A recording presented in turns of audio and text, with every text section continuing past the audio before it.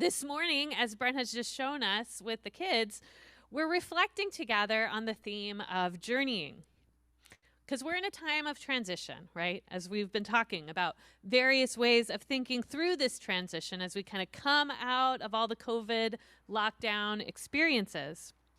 And one framework that can be helpful, as we talked about a couple weeks ago, is recognizing like the seasonality of life, that there are seasons of our lives, just like there are seasons of the year, and different things are needed in different seasons. But today we're considering a different kind of metaphor for life and for its transitions. And that's the metaphor of life as one long trip, one long journey, right? As they were talking about a trip to Disneyland. This is a theme, life as a journey, as a trip, that has captivated writers and storytellers for generations, creating a whole genre of literature, you could say. I mean, think of stories of characters taking epic journeys and being transformed along the way. Think of Homer's Odyssey. There's Chaucer's Canterbury Tales. And in more recent times, there's the rise of what has been called by movie, cinephiles, the road movie. Okay, those films that bring the motif to the big screen. You could say The Wizard of Oz is a road movie, or Planes, Trains, and Automobiles, or more recently, last year's Oscar favorite, Nomadland. For Jesus followers, the narrative of the journey is woven throughout the stories of the Bible. Rather than looking at one main text today, I just want to consider this theme as we think about what the Bible might say about it, to take a more sweeping view of how the theme of journeying is communicated throughout our sacred text. So it starts in one of the earliest stories in the Hebrew Bible. You might say the story of the Israelite people begins with God calling a man named Abram to take a road trip. Go out from your country, God says, your relatives, your father's household, to the land I will show you. And the theme continues, right, with people like Moses, with the Hebrew slaves being delivered from slavery in Egypt only to wander in the desert for 40 years, following a God who leads them from a pillar of cloud and smoke. Eventually, the people settle down in their promised land. They build their temple in the holy city of Jerusalem, and as worship there was established, so was another practice that involved journeying, the ancient practice of the pilgrimage. Observant Jews from throughout ancient Israel would take a road trip together 3 times every year to worship in Jerusalem. These were the festivals of Tabernacles, of Passover, and the one we talked about just a month ago, what's called the Festival of Weeks, or Pentecost. These annual pilgrimages were like a communal, spiritually connected journey together. Ancient historians describe huge crowds of Jewish people singing and playing music as they processed on their pilgrimage all the way to Jerusalem. The book of Psalms itself includes 15 psalms that were specifically intended for this purpose. These are the songs they were singing as they journeyed. And they're called the Psalms of Ascent, the ascent up the hill into Jerusalem. As the biblical story unfolds, we see that the New Testament only furthers this theme of the life of faith as a long journey. Jesus, of course, is the ultimate sojourner, sent from heaven, you might say, to live amongst the inhabitants of earth and journey through an earthly life. And he lives a transient one. He's born on the road in a stable as his parents are on a road trip. And then the story says he goes from there to Egypt, where he spends the toddler years of his life before eventually settling for a season in Nazareth. But when it's time for Jesus to do the ministry he was sent to do, how does he do it? As an itinerant preacher, a celibate single man with no family to tie him down, no home to call his own. His family, he says, is the followers he calls around himself. His home is wherever he's welcomed as he travels to share the coming of the kingdom of God. Like the most epic of journey stories, there are climactic moments in Jesus' earthly road trip, right? His journey takes him through miracles. It takes him to festivals. It takes him to the cross. It takes him through death.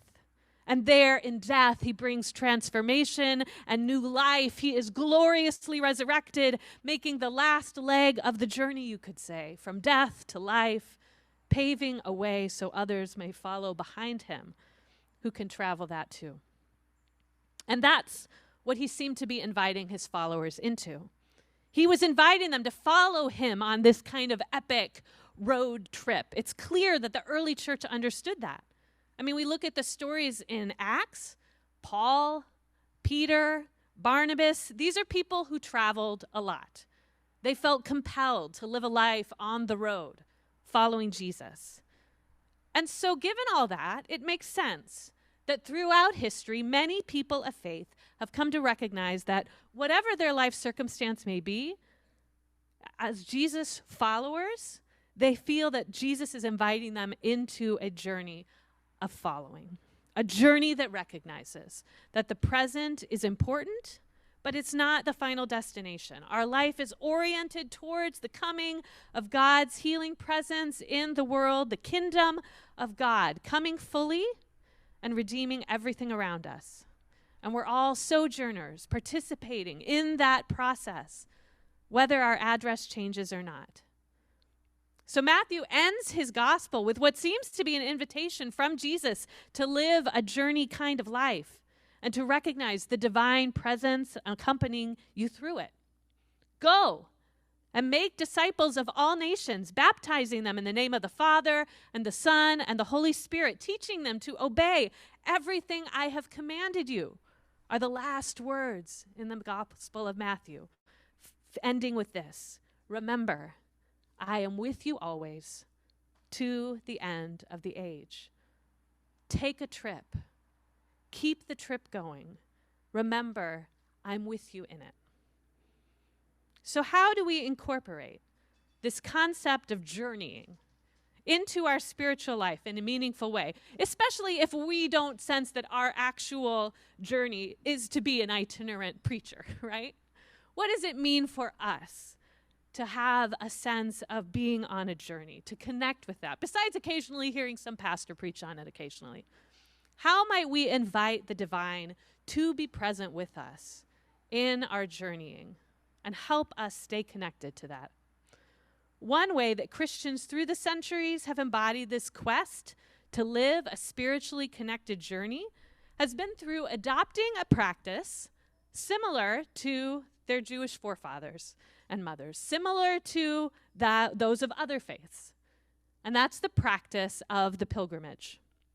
For many Christians, for many centuries, Christians have traveled to sites like the Holy Lands in Israel, to Palestine, to Rome, to Santiago de Compostela in Spain, and the Basilica of Our Lady of Guadalupe in Mexico.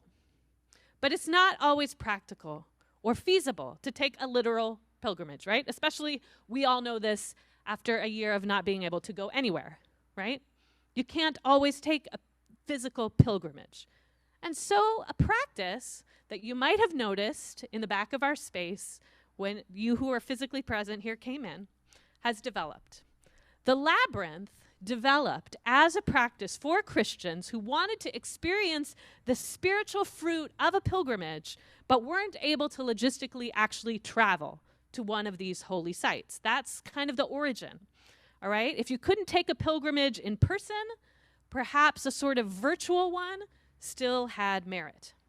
Now, the first historical record we have of Christians adapting the labyrinth and using it as a spiritual practice was in 324 AD in Algiers, and then they became quite popular across Europe during the Middle Ages when pilgrimages to the Holy Land were pretty dangerous. So as a spiritual discipline, the faithful would set out on pilgrimages to designated cathedrals where there were labyrinths built, and they often referred to taking that labyrinth as a journey to Jerusalem. The most well-known Christian labyrinth was built in the floor of the great Catholic cathedral in Chartres, France in 1201. As I was telling some of our friends who helped create this little chalk labyrinth we have in the back. This is based on the Chart labyrinth, but ours is 5, like kind of 5 tracks wide on each side. Theirs is 11. So it's much bigger. Think double, more than double what you see here. So despite what many may think, a labyrinth is not the same as a maze. That's a common misconception. Mazes are puzzles to be figured out. In some traditions, and if you think of some like Greek myths, etc., they're even like traps to be obstacles to be survived. There may be lots of dead ends and even monsters hiding along the way. But a classic labyrinth is different. It may appear to take you in directions that are different than where you think you're about to go, as is the case, I would argue, with the journey of life. But there are no dead ends in a labyrinth. There's only one path. And if you follow it, it will always lead you to the center. And as you exit, if you follow the path, it will always bring you to freedom. So today, labyrinths have been rediscovered and are being built and walked as a tool of spiritual growth and emotional well-being. A prayer walk labyrinth provides an opportunity for us to pray, to meditate, to reflect on this journey of life with God as we walk the journey of the labyrinth. The practice of finger labyrinths has also developed as another alternative to engaging in meditative labyrinth work when you don't have a physical labyrinth to work with. So the idea with this, and if you got the blue handout today, you should see on the back, there's some finger labyrinths or on one of the sides. Okay, so the idea with how those work is the suggestion is usually you take your non-dominant hand, whichever hand you don't write with, and use one of your fingers to trace the labyrinth pattern. If you're on a screen, people also you could either use a finger or sometimes people will do a cursor. And so these are other ways you can kind of engage without physically walking the labyrinth. So if you're like me, the first time I was introduced to this whole concept, I was pretty skeptical. And I wouldn't be surprised if some of you are feeling that right now. And I'm just going to say, fair. Especially, I would guess that most of us did not grow up Episcopalian, did not grow up in traditions where labyrinth walking was very common. And that's fine. I'll tell you, the first time I experienced a labyrinth prayer walk was in seminary. I was in a class on spiritual practices in which we tried a number of spiritual practices from different traditions. But I went into this one pretty skeptical.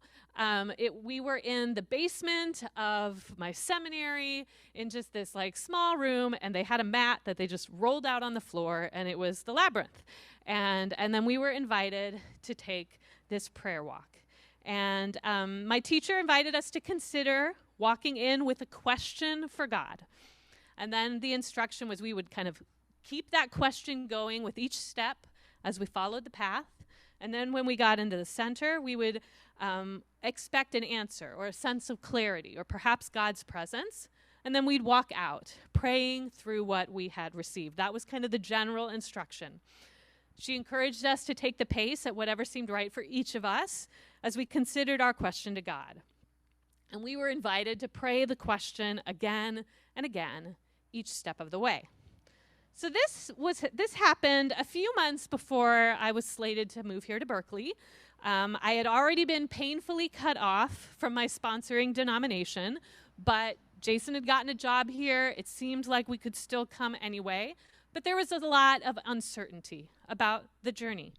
And so the question that seemed most kind of came to mind as I thought about what's my question that I was going to meditate on was just, are you leading me, God, as I walk this labyrinth path and as I walk this life path? Are you going ahead of me? Are you leading me? And so I went ahead and went in, skeptical as I felt, asking this question each step along the way. Are you leading me, God? Are you leading me? And when I reached the center, I was encouraged to stop asking and listen, to take as much time as I needed to see if the Spirit might speak something into my mind or heart. And so standing in the center, I did. I took that moment, and I felt like I had a profound experience with Jesus. that as I was asking, "Are you leading me?" I felt like a sense landed, a word landed. And it was yes, but I'm also sending you. I'm also sending you. And I understood at that moment that my experience of Jesus might at times feel more like being sent out ahead to blaze a trail than following in a track that was already laid in front of me, right? I was reminded in that moment that the term apostle was the Greek word apostolos, which means literally the sent one. In the same way, I felt like Jesus was asking me to take steps out of my comfort zone, trusting that God was indeed sending me, even as the divine would also go ahead of me. Okay, kiddos, let's just wait a moment, and we'll walk the labyrinth in a bit, okay? So as I left the center of the labyrinth, it was a different kind of experience.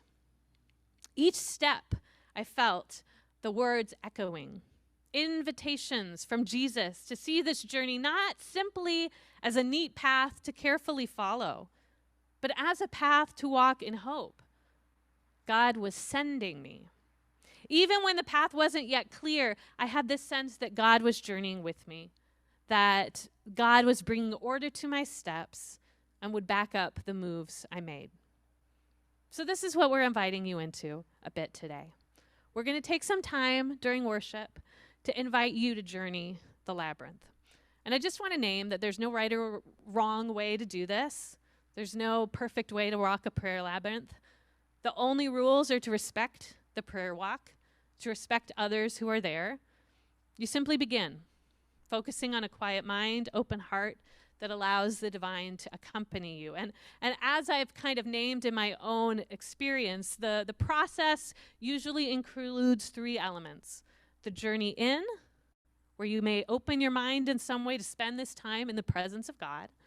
The center, where you can pause, pray, be in the moment, and perhaps hear something. And then the journey out, that allows you to reflect and gradually return to your daily world. Okay, so I'm going to invite you there on your blue sheet. There are some more specific prompts. You can take a look at those and see if any of them really resonate for what you might want to do. So you can certainly do the bringing God your question, which was the prompt I was working with that day. There's a prompt around releasing your worries and your cares. There's one about discovering your vocation or calling, a sense of what might be God be calling you into. And there's another one about a walk of remembrance, using the journey to help you connect with somebody you may have lost, that kind of thing. Okay? For those of you who are going to engage this potentially online, Joanna's going to share when it's time a couple of different visuals, and you're welcome to screen share, like to grab a screenshot of it and either trace it with your fingers or your cursor, however you want to do it. Okay? So we're going to have these different prompts. You're welcome to use them. You're welcome to establish your own timing for walking the prayer path. Just remember, you might need to step aside, allow someone who's walking a little more quickly to pass you, or more quietly to, you might need to pass around them. So we're just going to be respectful of each other. We don't have to do it one at a time, but I would say we'll kind of give each other a little space and kind of try to pace it out for whoever wants to do it. You're also welcome to just do the finger labyrinth if that makes you feel more comfortable. So this is kind of where we're going this morning. It's just an invitation to try a new practice that might bring some meaning to you, that might communicate something to you. So what we're going to do is we're going to go into worship, and this will happen during next couple of songs of musical worship. If we need a little bit more time, I have some instrumental music I'll put on after the couple of songs, and hopefully everyone who wants to will have a chance to walk the labyrinth, and then we'll do 10 minutes of breakout groups afterwards to just kind of talk a little bit, debrief what the experience was like.